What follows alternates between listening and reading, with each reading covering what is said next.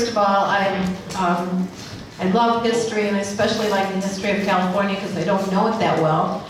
And secondly, I have a huge love of the railroad and trains. I really like it. And Bill George is the owner of Nimbus Films. He's our speaker this evening. Nimbus Films is located in Granite Bay, California, where Bill lives. And he's the executive producer of The Hidden Wonder of the World, the Transcontinental Railroad from Sacramento to Donner Summit.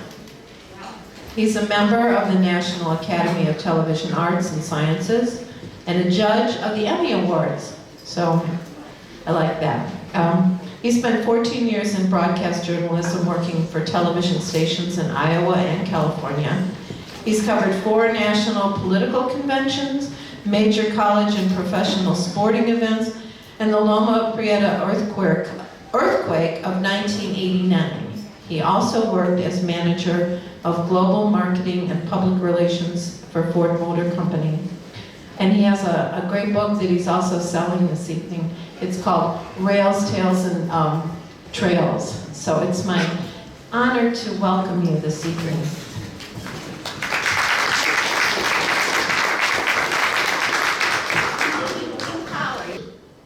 So I'm going to ask a question, and I know that you all know the answer to this. And that is, where was the Declaration of Independence signed? Now you all know, right? No. No. It was signed on the bottom. Oh, that's terrible. I guess I ought to pay $20 for that then, too. So anyway, yes, I love history. I love California history. Another thing about vaccinations was, Sacramento, 1850, of course, it's the height of the gold rush. And there are doctors. In fact, one of the films I want to do someday is going to be called The Doctors Who Saved California. And they literally gave their own lives to suppress the cholera outbreak of 1850. And it's a tremendous story. And this doctor named Morse, who's one of the city's first historians. Governor John Digler also was here at the time. And both of them literally helped save the state from that cholera epidemic, which almost wiped Sacramento off the face of the earth. So a lot of great stories about that. So I have a little show and tell. So I've done 3 films now about California history. I have them up here again, all free. About the Transcontinental Railroad, that's what got me interested. I read a book about it, and I want to know, where can you see those sites today? From Sacramento up over Donner Summit. Is there stuff still there? Tunnels, trails, all that?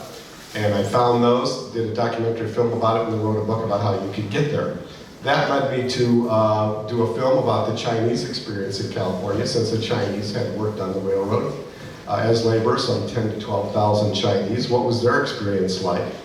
And then, since the Transcontinental Railroad opened up the state to the rest of the country, what impact did that have on agriculture? And the impact was amazing. In 1869, when the railroad was completed and hooked up, what took you 6 months or longer to get across the country could now be done in 5 days. So the railroad began shipping agricultural produce out of California. This enabled us really to become the greatest agricultural sector in the world. Within a few years, just think about this, a few years after 1869, in the 1880s, California produce was not being sold just in Chicago, Omaha, New York, and Philadelphia. It was going to the East Coast and being exported to Europe, to England, and France, where it soon crowded out European and Greece products because of the high quality of the products. So it really changed our lives. So all of these things kind of interconnected, and as I keep going on, I learn more and more about how they are all done. I want to compliment Rotary, and I always say this to service groups, because you are the glue that has kept civilization together. You know, you've heard of the Odd Fellows. I think they're still around, Odd Fellows, charitable group. It's your rival group, maybe? I don't know. If you read the history of the 1850s, the first hospitals in Sacramento area were built by donations from the gold miners and from the Odd Fellows going up to the gold mines going into the mine camps and raising money, and that's where the money came from to build the first hospitals in this part of the state. So service clubs are extremely important to the history of California, and I'm sure will be to the future. So a little show and tell, yes. Vanna White here, that one. I always bring this stuff out, and I should do slides, I suppose, but I really like the feel of having the actual maps. So this is called Covered Wagon Trails of the West. Here's the East. Here's the West. Look at these two. Let's give them a round of applause, ladies. So here's Sacramento. Here's San Francisco. Here's everybody coming west. Now, okay, you can put it down. I know it's heavy. That's all I'll ask you to do. You didn't ride on a wagon train. You didn't ride a horse, and you didn't get on an ox. You walked.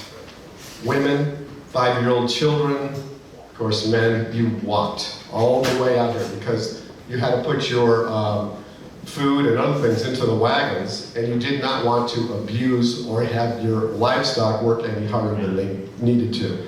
Because if your horse or oxen died, guess what? You're gonna die.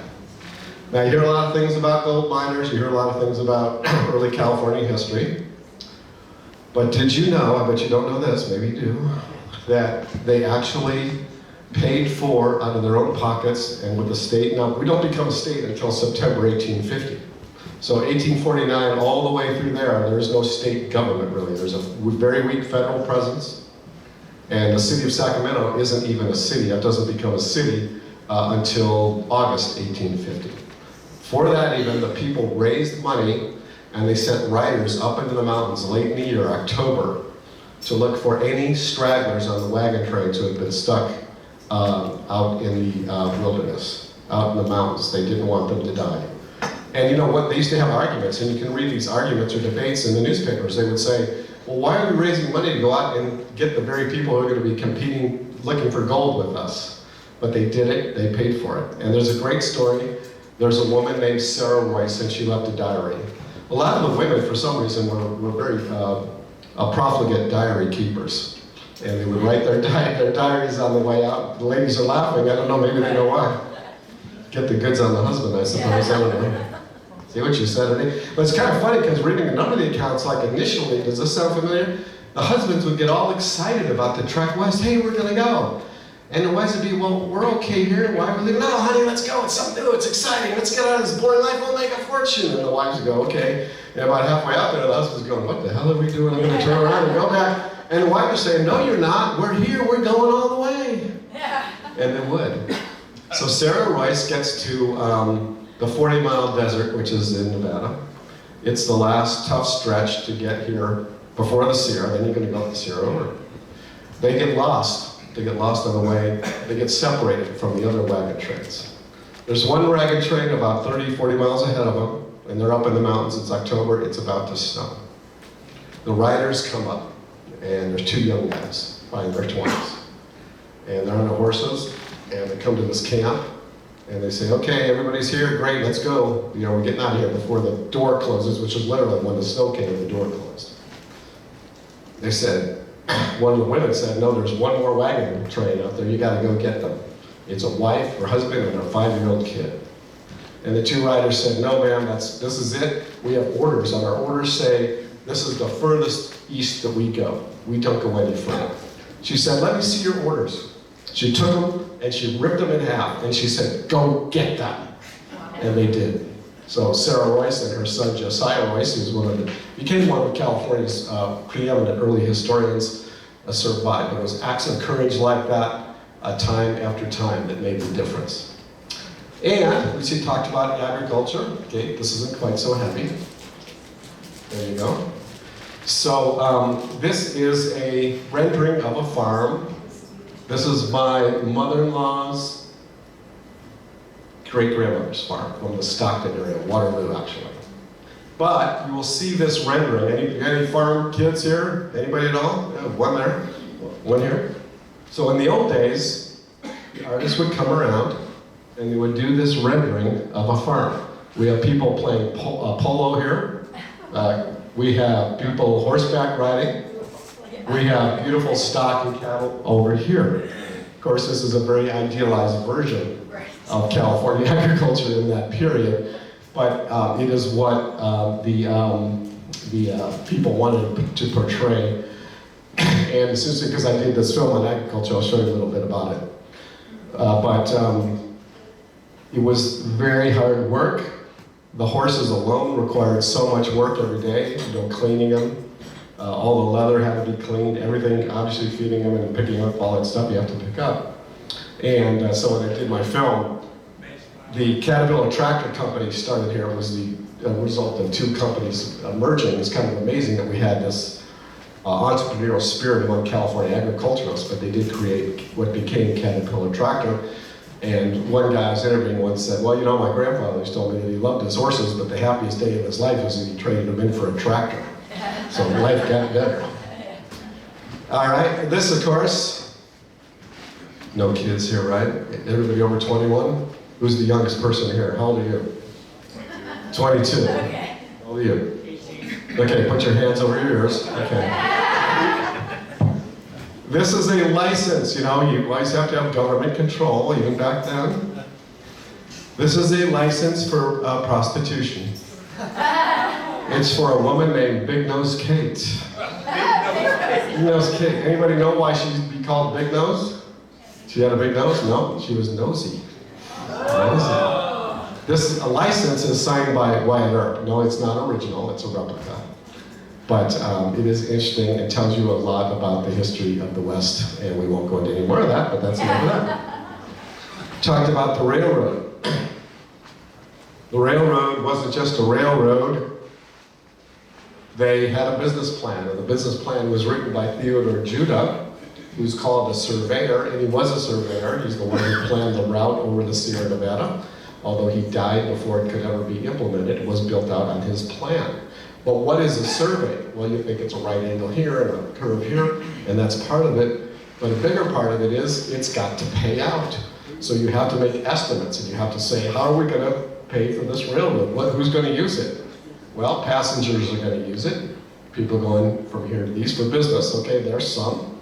Agriculture is going to use it. That was in the plan. We're going to ship rocks and things. Maybe that's part of the plan. But a big part of the plan was tourism. So the railroad, the Central Pacific Railroad, which became the Southern Pacific Railroad, came up with a big marketing campaign called California Calls You. You may recall some of these old posters. Beautiful art. You actually cannot replicate these colors today. They have lost the processes. You can see that I call it an ochre or a peach, and different colors, very beautiful. They also, come on Vanna, grab it, started Sunset Magazine. Did you know that? These beautiful posters, for years and years, the railroad began Sunset Magazine, all part of the campaign to bring tourists out here to get beautiful colors, beautiful artwork, beautiful writing. So, Happiness Day, we have a lot to be happy about that our ancestors, or your ancestors probably, because my family's from Chicago, your ancestors helped get all of this going, persevered through all of this travail, had the imagination and the courage to execute it.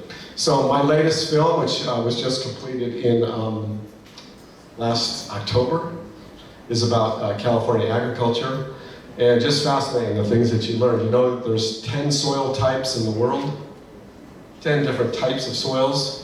All 10 of them can be found in California.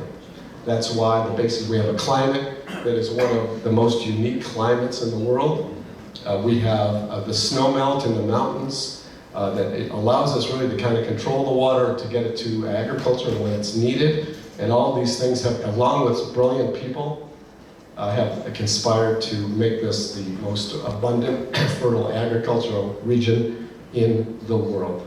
So with that said, I'm going to show a very brief segment, because I know it's getting late, of my latest film, California's Empire of Agriculture.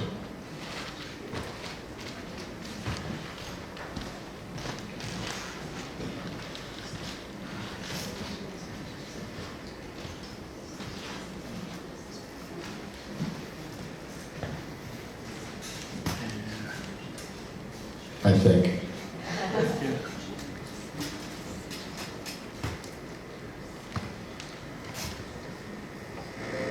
upon this tableau were the elements that would combine to create an agricultural bounty unmatched in the history of the world. In 1848, California agriculturalists were on the cusp of shaping the land as the early Egyptians and people of the Fertile Crescent and Indus River had done when civilization first emerged. Like those earlier peoples, they would have to battle floods, droughts, and pestilence of truly biblical proportion. Today, the tended fields, the mannered rows of crops, the hum of machinery lead us to believe that this was all somehow inevitable, a preordained result of benevolent Mother Nature. The development of California agriculture took the skills and determination and hard work of people from around the world, people who left their homes and traveled thousands of miles to create a new life for themselves and their children. They would reshape the land, building levees to tame the rivers, irrigation canals to move snowmelt from distant mountains and transform the inland plains into lush farmland. They built railroads that linked the state and nation and shipped California's fresh fruits and vegetables to the cities of the East. Remarkable people would help create the legacy that shapes California farming to this day. A Swiss immigrant who became a Mexican citizen, then an American, he's called the father of California agriculture. A 49er turned federal judge who climbed rock-strewn mountainsides in search of the truth about the impact of hydraulic mining on rivers and fields. And a German-born butcher whose relentless search for perfection and attention to detail created a cattle kingdom and earned him the nickname the one-man show. And a pair of business rivals who waged a decades-long battle to control the high-tech marvels of the era. They ended up joining to create machines that transform the way the world plants and harvests. What they created from the bare soil is beyond a miracle. Today, 10% of the nation's food is grown here, more than 400 agricultural commodities, a variety and diversity unmatched in the entire world. The journalists, writers, and dreamers among them understood what the early Californians were doing. They were creating a new empire, an empire of agriculture.